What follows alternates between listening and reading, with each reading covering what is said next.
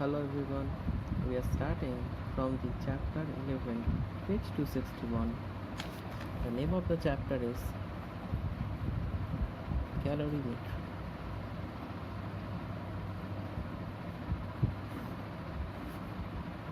Okay, so it is the basic chapter of thermodynamics.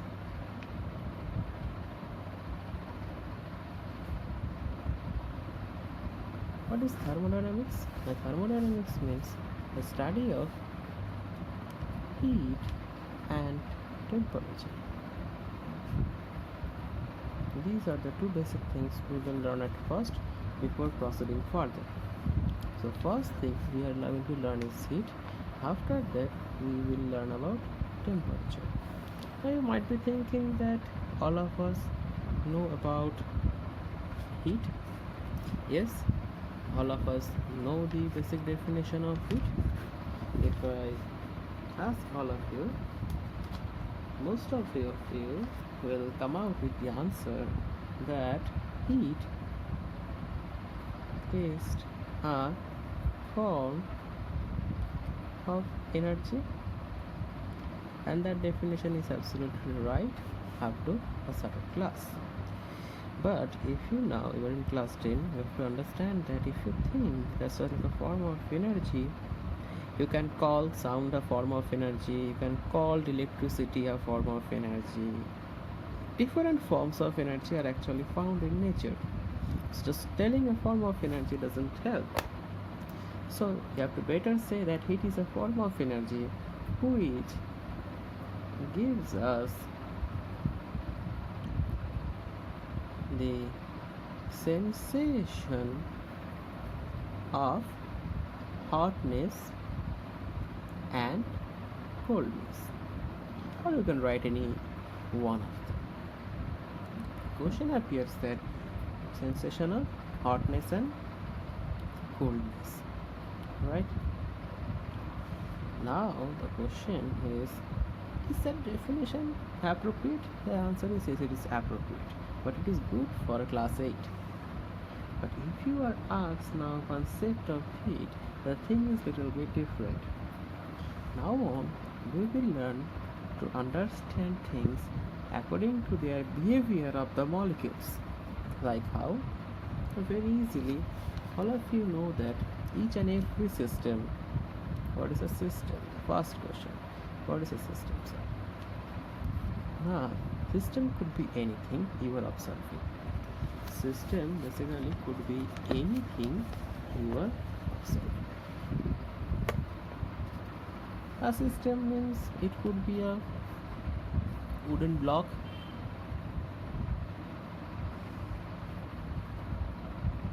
a copper vessel, which you will just observe. It's not a matter of what you choose as your system. Now the matter is that each and everything, whatever you choose, they are basically formed of molecules. What are they formed of? Molecules. If you look inside them, you will find out small molecules are filled up at all the places, right? These molecules are everywhere. Now we know that as per their solid or liquid or gases, they can be different. Like in a solid, the molecules stay at their positions, do not move from their places, they can only vibrate. In liquids, the molecules move inside the liquid surface, and in gases, the molecules can move in any direction inside the container, right? So basically molecules can be in two states. Either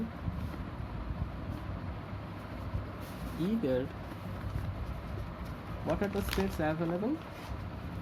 Either these molecules are at rest, either the molecules are at rest or the molecules could be in motion. At rest means mostly due to their positions in the solids. So if the molecules are at rest, what kind of energy they are having? The answer is very simple. If any object is at rest, they contain potential energy. And for the molecules, mostly I will talk about the gases or liquids, but the molecules are in good motion. What kind of energy they will have? Answer is kinetic energy. So basically, the molecules inside a system can have two forms of energy, either potential or kinetic. Either potential energy, that is P dot T in short, or kinetic energy, that is K dot in short. So these are the two forms of energy a molecule can have. Now if I just decide to sum them, that if I just sum up all the potential energy and the kinetic energy of a molecule, what am I going to do? I will just add their values. I will just sum up their values. Just like a molecule have potential energy of 3 joule and kinetic energy of 5 joule. So total they have how much energy? 8 joule. 3 plus 5. So we are going to sum the potential energy plus the kinetic energy. If we sum the potential and kinetic energy of a single molecule,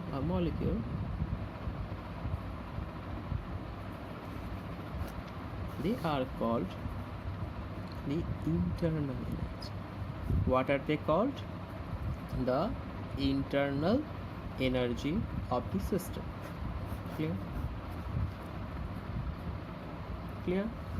Now a system is basically formed of huge number of molecules.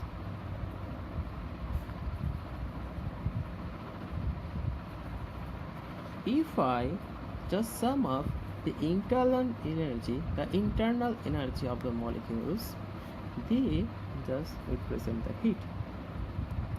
Mean a single molecule have potential energy, kinetic energy. If I sum them, I get their internal energy. Now just like this molecule, there are a huge number of molecules in a system. If I add everyone's internal energy, the answer gives the heat energy. So what is heat? Now heat is the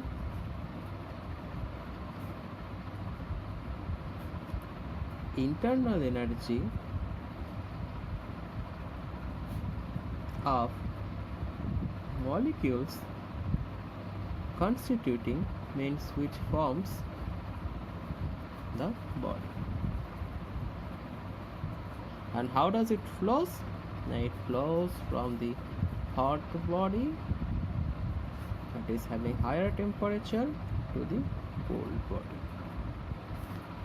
which we will discuss a bit later. Now the unit, any physical quantity in physics requires one unit.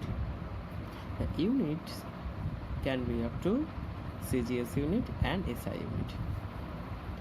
Calorie is the CGS unit and joule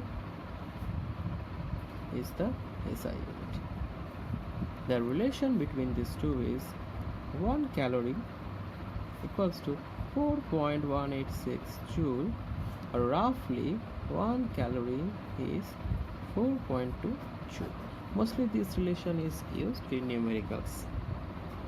So I hope this is clear, the concepts of heat, the concepts of internal energy, and the heat energy of the system. One more thing that can be asked from here, that what do you mean by 1 calorie? It means how much heat is 1 calorie? How much heat is 1 calorie heat? Now for this we need the concept of temperature. It is said that 1 calorie heat is the quantity, the amount of it, the quantity of heat required, the quantity of heat required to increase the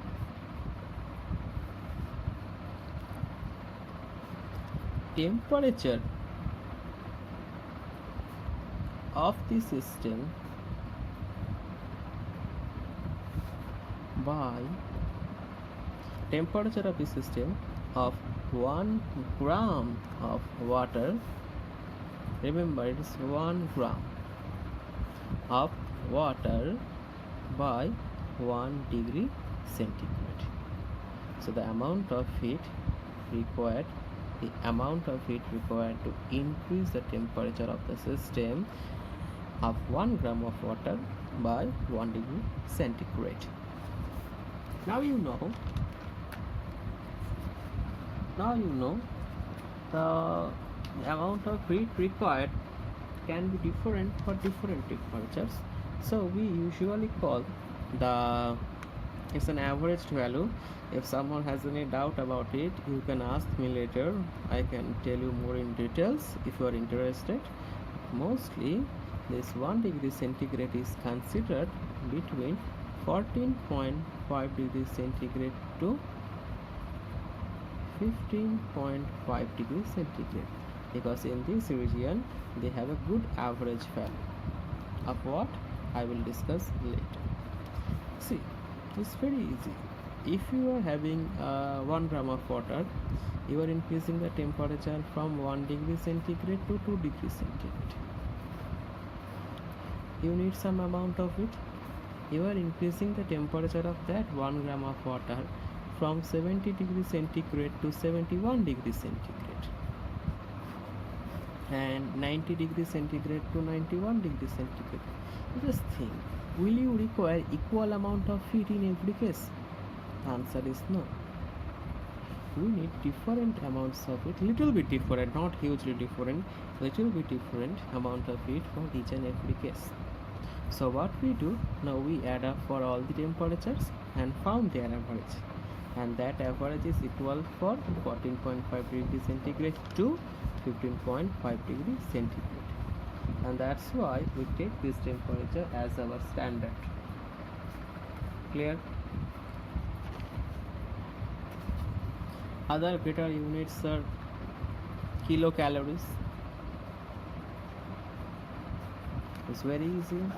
1 kilocalorie is equals to 1000 calories. So not a big issue. So that is about the concept of heat. Okay, I hope all of you have got it.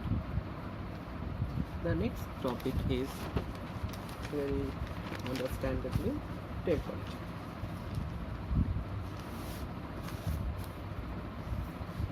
We will now learn about temperature. All of you know what is temperature. It's very easy. It's a very known quantity. Temperature is the measurement of the hotness or coldness of a system. In physical terms, it is called the thermal state of the system. Why I am saying that?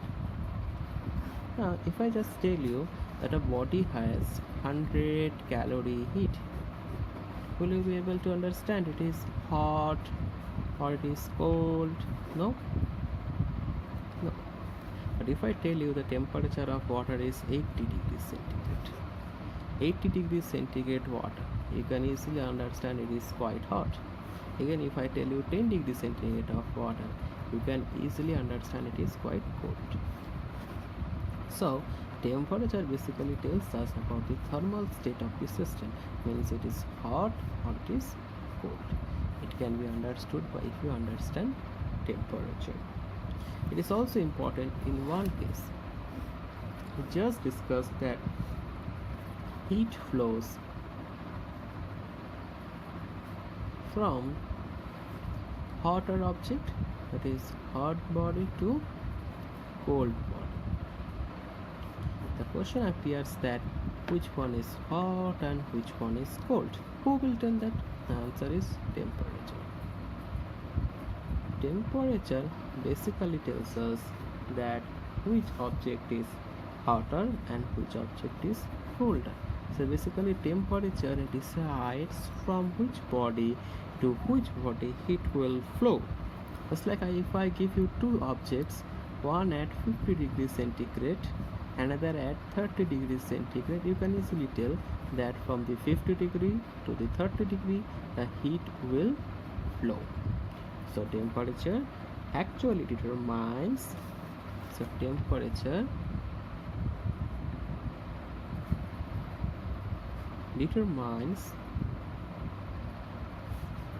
the direction of flow of heat. Clear? That can be the definition. Clear? So we got two definitions. One definition is this, and another definition is we have got before, that temperature is the parameter which tells the thermal state of a body. Clear? It is determined the thermal state, it is hot or it is cold. So that is all about the definitions of temperature. Clear? Now we have to understand about the units of temperature. There are different units in which temperature is measured. They are what? Celsius, degree C, Fahrenheit, degree A, and also the important one, Kelvin, the K. No degrees here, no symbol of degrees. Kelvin scale is very much important to us. This Kelvin scale is referred to as how that any change in Celsius scale and any change in Kelvin scale are equal. Just their values differed by 273. That is, if 20 degrees centigrade is the value of temperature in Celsius scale, its value in Kelvin scale is 273 plus 20, that is 293 Kelvin. If the value is 45 degrees centigrade, it is 273 plus 45, that is 318 Kelvin. Clear? In Kelvin scale, right? Now the formula is just T Kelvin. I again remember no degree symbol is basically 273 plus T degree centigrade, where this is the value, T is the value of Kelvin scale, and small t is the value of Celsius scale. Clear? This relation is very much important. But short questions can be asked. Convert the values from centigrade scale to Kelvin scale. But always remember the change of degrees in Celsius scale and Kelvin scale are always equal. That is why the formula is given delta T degree C means change in temperature in Celsius scale is equal to the change in temperature in Kelvin scale. Means if your temperature is changed by 2 degree in Celsius scale, the same amount, that is 2 degree, will be the change in Kelvin scale. Clear? So this is what you need to understand in temperature questions. Clear? So that's all in the first video. the heat and temperature. I hope all of you have understood.